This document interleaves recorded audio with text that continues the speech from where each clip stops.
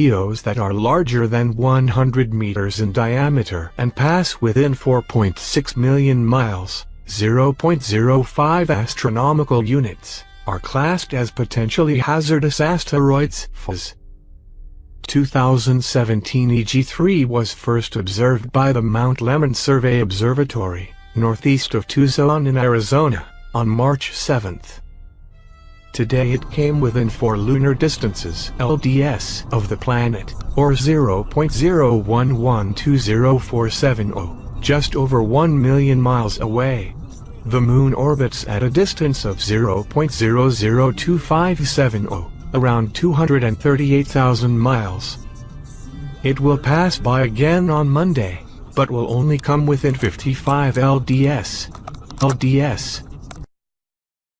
100 years of killer strikes starting in 2017. A previously unknown asteroid belt has been located in deep space and is now hurtling towards our part of the solar system. It means a global killer could collide with Earth as soon as 2020, wiping out life as we know it and changing the climate for millennia. The terrifying predictions came as NASA revealed disturbing new data showing 400 impacts are expected between 2017 and 2113, based on new observational data of objects seen in space over the past 60 days. Most will have a maximum diameter of around 100 meters, the size of 7 double-decker buses, and the potential to cause significant damage. But concerned scientists warn the colossal monster is also heading our way, with one mega-asteroid threatening Earth in just 6 years. It follows claims this week by physicist Professor Brian Cox that a bus-sized asteroid, named 2014 EC, came within 61,637 kilometers, 38,300 miles, of Earth in March. He said there is an asteroid with our name on it and it is only a matter of time before an asteroid large enough to wipe out the human race collides with Earth. Many believe an asteroid was responsible for killing the dinosaurs, with a similar life-changing event potentially just around the corner. Professor Bill Napier, an astronomy expert at the University of Buckingham, said a strike by either an asteroid or debris from a comet could have devastating consequences. He said, "If something like this happened, depending on where it hit, it would be absolutely life-altering. The atmospheric chemistry would be upset by cutting out sunlight. It would be like a nuclear winter and could last for tens of thousands of years." These comets are 200 to 300 kilometers, 186 miles, in diameter. They are sheer monsters and could sterilize the Earth if we are hit by one. The more immediate risk comes from sub-kilometer, smaller asteroids, and there are tens of thousands of these in space which are quite capable of causing damage on a regional scale. One hit Siberia in 1908 and luckily it was not in a populated area. Had this happened in London it would have wiped out everything within the M25 and you would have heard the collision in another country. And experts warned of the possibility of something much bigger striking Earth in 2020. Asteroid 2012 DA14. All of us on this planet are on the brink of a kind of close encounter. A big asteroid is hurtling through space, and it's supposed to miss us by a cosmic inch, just 17,000 miles. That's closer than some of our weather satellites. In fact, it's so close, scientists are springing into action, and here's ABC's Neil Karlinski. Right now, while you're watching this, a chunk of space rock big enough to level a city is hurtling towards our planet 8 times faster than a speeding bullet. The good news is, scientists say it will miss. The scary news is, the 130,000 metric ton asteroid called DA14 is the size of half a football field, and it will be much closer than the moon. In fact, it will thread the needle between Earth and the roughly 600 satellites around us, the ones that your cell phone relies on, possibly even smashing one to smithereens on its way by. But if that's why you're thinking this is all still a long, long way from all of us way down here walking the streets, you may want to think again. The last close call turned out to be a direct hit. It was 1908, and luckily it hit the middle of nowhere, Siberia, decimating 1,000 miles of trees, but no people. If a very large asteroid hit, it would probably create the same kind of disaster that wiped out the dinosaurs. Amazingly, no one knew DA-14 was headed our way until a Spanish dentist and amateur astronomer randomly discovered it a year ago. NASA doesn't have the resources to look for asteroids, which is why a trio of American astronauts and rocket scientists are raising money to launch their own asteroid early warning system called Sentinel, a dedicated telescope scanning the stars for threats. This asteroid is a wake-up call that we should be looking out there. These things do hit the Earth. Scientists say we can keep the planet safe if we just know what's out there headed our way. Ulchodas, a planetary astronomer at NASA's Jet Propulsion Laboratory, JPL, said, the orbit for 2012 DA-14 is currently very Earth-like, which means it will be very close to Earth on a regular basis. Professor Napier said the Earth is at risk of two types of strike asteroids, which are lumps of rock, and much larger comets formed from ice which shatter into billions of diamond-like pieces as they hit the Earth. He said though some famous comets like Halley's Comet present little risk, there are similar ones out there, which could have catastrophic effects. The Swift-Tuttle Comet, discovered in by Lewis Swift on July 16, 1862, group warned an impact by an asteroid larger than 1-2 kilometers could throw the climate into chaos, triggering crop failure and loss of life. An impact by an object larger than about 5 kilometers is damaging enough to cause mass extinctions.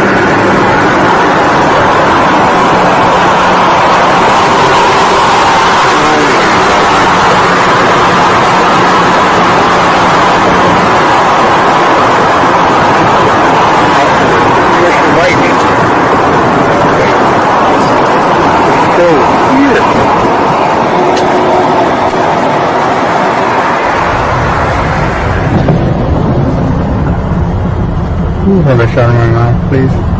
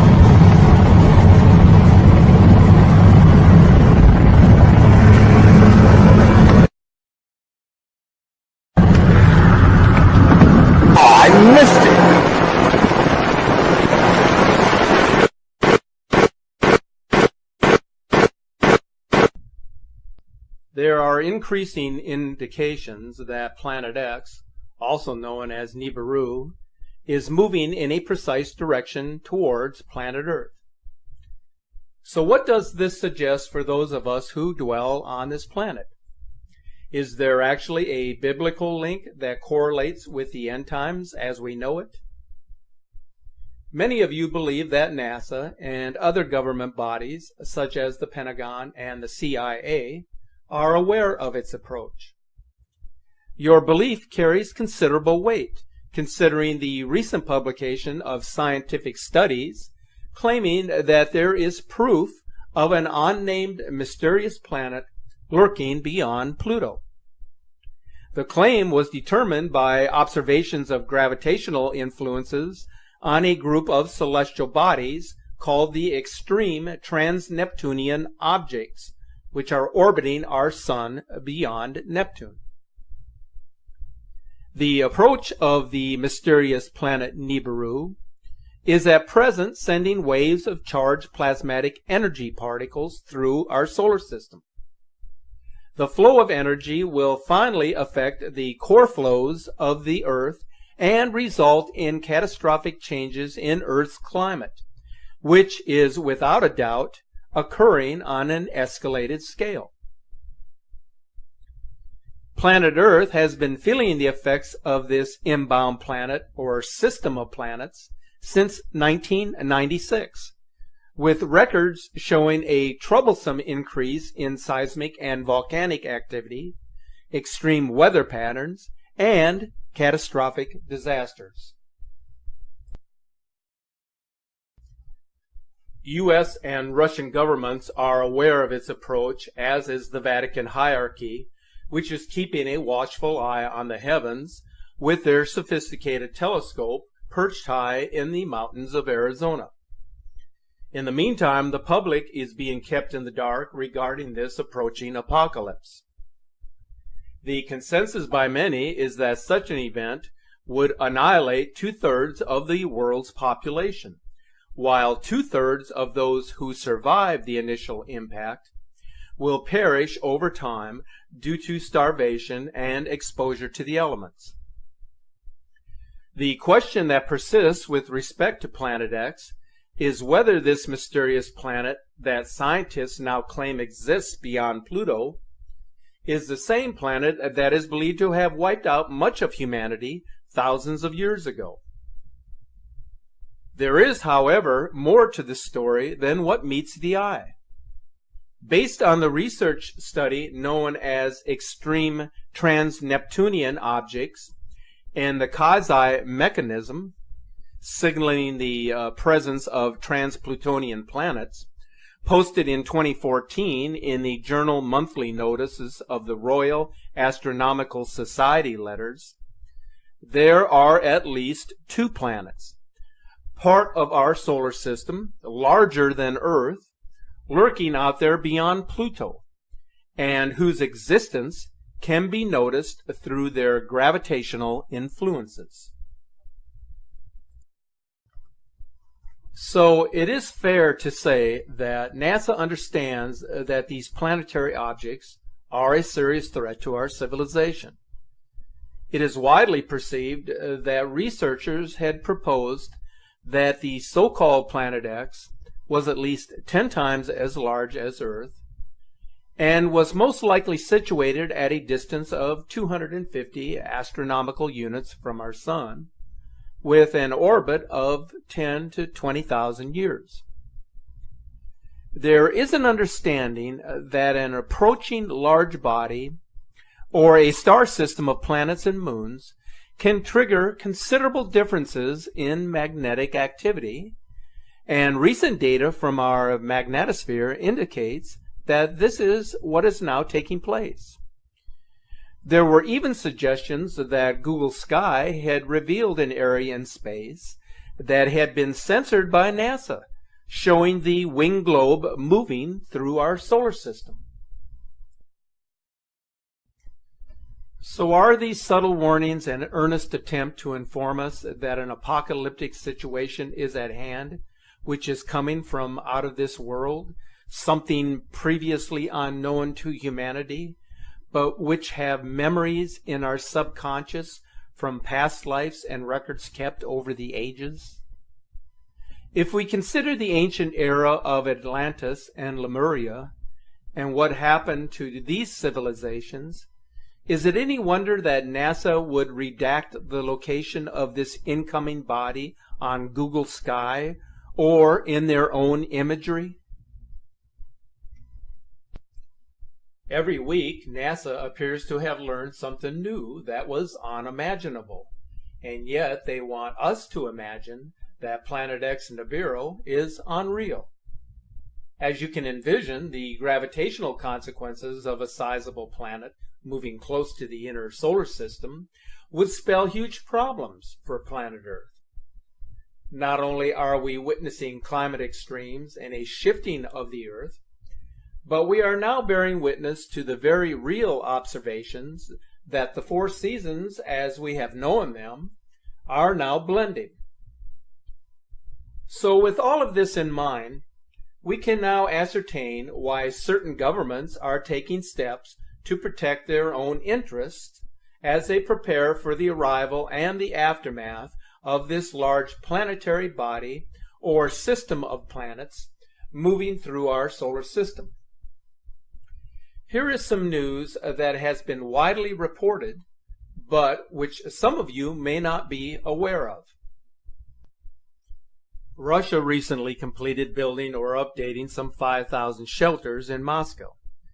They actually have been quite open about what they are doing, but they haven't specifically stated the actual reason for constructing or updating these shelters.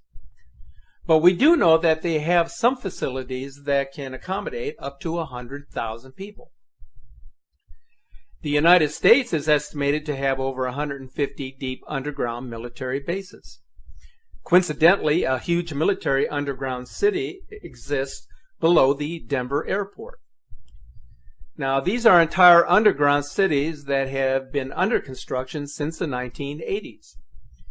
But this is a need-to-know classification that is underway and is never published in advance for fear of destabilizing the economy. If you do any research of this topic, you are bound to run into various forms of disinformation. Now, some of it intentional, but much of it produced by uneducated individuals within the public. Until the discovery of Planet X, Astronomers had regarded the writings of the ancient Sumerians about this object as legend. When Planet X was discovered in 1983, they suddenly learned that the Sumerians were not the primitive people they had been made out to be by intellectuals of today. Have you ever wondered what the real purpose of the Hubble Space Telescope was intended for? It was not to explore the universe and the solar system, as some have suggested. Rather, the reason for constructing this multi-billion-dollar telescope and then placing it in orbit was for the purpose of observing the inbound Planet X. A June 6th interview with a Hubble insider states this fact as to the Hubble's purpose. He watched this mysterious body through the Hubble telescope and stated that this thing looked as if it was nearby, and the Hubble got cut off, and they encrypted it, and that was the end of any transmission. So let's listen to this interview. Back in the 1950s, most people aren't aware of it, but there was a scientific storm in America all through the late 50s about this thing out there in space, because the astronomers were all watching it, and that was back when they weren't afraid to talk about it. It was in the science magazines. I mean, I had a subscription to, like, Popular Science, and hell, it was on the front cover of the magazine one day in, like, 1961. And I was really excited when I saw it, because here's this giant red planet on the horizon of the California coast, and a humongous tidal wave coming in towards the coast, and having grew up in the mountains of the Sierras, and this thing in the magazine, it said this tidal wave coming in was going to be at least 3 miles high, and I went in and showed it to everybody in the house, and they laughed, and they said, look, it says right here, there's nothing to worry about. It won't be here for another 50 years. Hey, guess what? That 50 years has came and gone, and this baby's out there in the sky. They've been watching it. I watched it, and I can tell you, this thing has got so much trash coming around it. You know how we live in a solar system? We've got 9 planets and a big sun. This thing has got 7 planets and its own sun. The years as it went by and we watched it, it got bigger and bigger and bigger. And then finally, about 2008, we could see this thing like it was across the street. And we could see that it was a blazing hot ball of fire, giving out sparkles of red iron oxide dust for thousands of miles in every direction. And you could see the planet circulating it. Now, I'll tell you one thing that I really am nervous about. I think this thing's got a planet like ours circling it. This is its own solar system. We're about to have a solar system come through the middle of our solar system. This can't be good. But unfortunately, it looks as though that's what's going to happen. We were looking at asteroids right close to this thing. There's asteroids that are floating around right near that are orbiting the main sun itself. These things appear to be about 500 miles across. This thing looks like a giant red teardrop-shaped dust cloud, and you can see once if you're able to see it up close like we did, you can see every speck out there. Now, these CIA people that I know say that we're not going to be that close to it when it goes past us. They're saying that in order to attain breakaway speed, when it comes up around the backside of the sun, its speed will at least double, possibly more, which will put it here earlier than everybody is saying it will, and that this thing will probably be about 20 million miles from us when it crosses in front of us. And then as soon as it flips us upside down, we're going to go into its debris field. These CIA guys told me that this pole shift will probably happen from start to finish in around 28 minutes. That doesn't give you a lot of warning. When you see that thing out there in the sky, you're going to have to run as fast as you can to your underground facility, because this is going to happen so fast. Now, see, here's another thing nobody's talking about. You've got this giant iron planet that they say is 47,000 miles across, getting ready to come up past us. And when it starts to approach us, it's going to start and have real serious effects. So is it a planet or a failed star? It's not a failed star. You know, I saw this thing up close. It did not look like a failed star. It looked just like our sun. Right. Okay. Would you call our sun a failed star? No. Okay. Well, you had said planet. I wasn't sure if it was like a failed star brown dwarf or a full sun. So it's a full sun? It looks to me like a miniature sun, just like the one we have. The only difference is our sun is giving off flames and stuff, and this one's doing the same thing as it, but it's giving off this red iron oxide cloud of dust around it. And until it got close, we couldn't even tell what was in there. We could see it was hot, and it looked like it was just a dull red when we were first able to discern it through the red cloud. But as it approached, it started to become more apparent that this thing is just orange hot. Right. And it's got this enormous, and I mean enormous, at least 50 or 100,000 miles on each side of it, this red dust cloud that goes all the way around it. I know when we were watching it, as it started to make the upward swing to approach behind our sun, it was amazing. The red dust cloud settled down. Instead of being round, it started to settle down into a V, like wings, upside-down wings. Right. And I thought, boy, I wonder if that's where the ancient Sumerians got the idea this thing had wings, because, you know, centrifugal force is a funny thing. When it comes back up around the planet, when we see it in the sky, my guess is it's going to look like it's got wings, because centrifugal force is going to be pulling the red iron oxide dust and particles out to one side. This thing's going to look like a big red dragon, exactly like all the ancient Sumerians and the Chinese and all the rest of them that had documented this thing's passing before. It didn't look like a white ball or a snow cloud or nothing. It looked like a big red iron oxide dust cloud with a superheated star in the middle of it. And I mean, you know, and that's what we've seen. So, you know, I don't care what anybody else says. There's a possibility. There's more than one thing out there. You know, I watched it through the Hubble Space Telescope, and when this thing looked like it was across the street, the Hubble got cut off and they encrypted it, and that was the end of any transmissions we had to watch.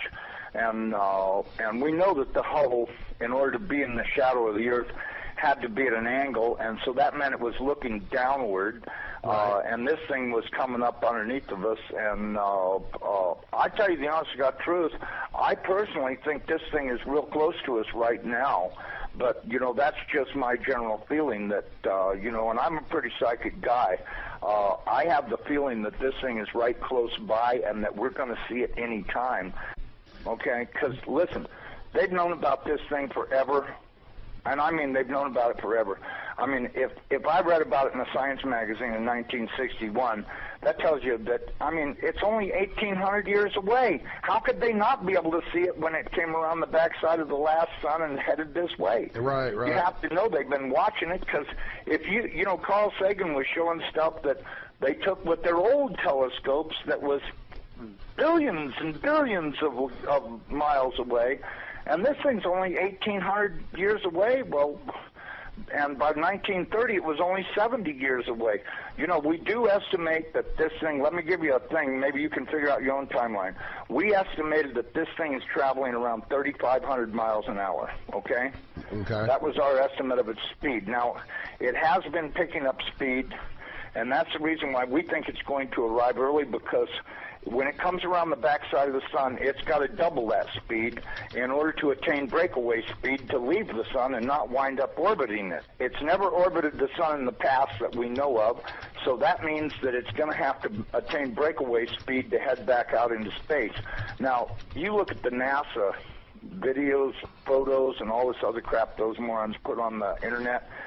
This thing is coming in. It's going to, as soon as it goes around the top of the sun, it's going to go back out into space. Right. And it's going to do this really fast. When it goes past us, it's going to go past us so fast that we'll almost have no time to get ready. That's my opinion, but, you know, just drawing it out on paper a few times and thinking about it, and I went, you know, if this thing picks up enough speed to make breakaway speed, then that means it's going to come past us. You know, this thing, according to what I was told, is that this thing is approximately 47,000 miles in diameter, you know, 4 or 5 times the size of the Earth, and it'll come past us, and we won't have a lot of warning, and we won't get to see it in the sky until it's on us. Now, I was told that the poles are not shifting at 42 miles a year. They're shifting at 42 miles a day. And the reason is because this planet is rolling over to face this thing. Now, when it goes by, it's not going to push our North Pole away. It's going to grab our southern pole with its northern pole, and it's going to be like somebody kicked this planet in the ass. That earthquake that it talks about in Revelations, when the opening of the sixth seal comes, from what I've been told, that's very accurate, because that's exactly what's going to happen. There's going to be a massive earthquake when it locks onto us. As it goes past us, we're going to follow it right upside down. The oceans are just going to be roaring from pole to pole, as you could well guess they would, because if you take a planet that's 7,000 miles across and roll it upside down in 30 minutes, you're going to have some real serious problems with wind and water. We should be preparing to expect this thing to show up any time. So this particular insider is stating in the most revealing terms that something ominous is heading our way that NASA has known about for decades. Nibiru, aka Planet X, and referred to by the Vatican as Wormwood, has a mass that is 3 to 5 times the mass of Jupiter. Its composition is cesium, iron oxide, iron, oxygen, and ozone. And according to the interview by the Hubble Insider, it consists of 7 planets and moons that orbit it and innumerable asteroids. Its existence is known by all of the major governments of the world, and they are prepared, as I described earlier in this presentation. The object is very big, and until recently it is a red dwarf star visible only in the infrared spectrum. The agent claims that the government is monitoring the system and that in 2008 it could be seen in high detail with infrared telescopes. But the manner of observation is beginning to change. Using deductive logic, a number of independent videos are capturing its close approach now. We can speculate about its existence and whether the images and videos being published on a regular basis are genuine captures. But it doesn't change the narrative that something big is out there. Even the most reputable scientists are coming to the same conclusion that we have been warning about for many years now. That whatever is out there must be found and determined as to its impact upon the solar system and planet Earth. So it's no longer a question of whether it actually exists, but rather its actual location and how long before its absolute impact will be felt on our planet. In closing, I wanted to share with you a few troubling observations that were posted recently on Facebook. The first one is a capture from the Skycam Observatory in Deakin, Australia, showing the two-sun phenomenon. Now, the sun's companion has been visible in this side-by-side view on all Skycam for several days now, which indicates that the Nemesis system is rising to the ecliptic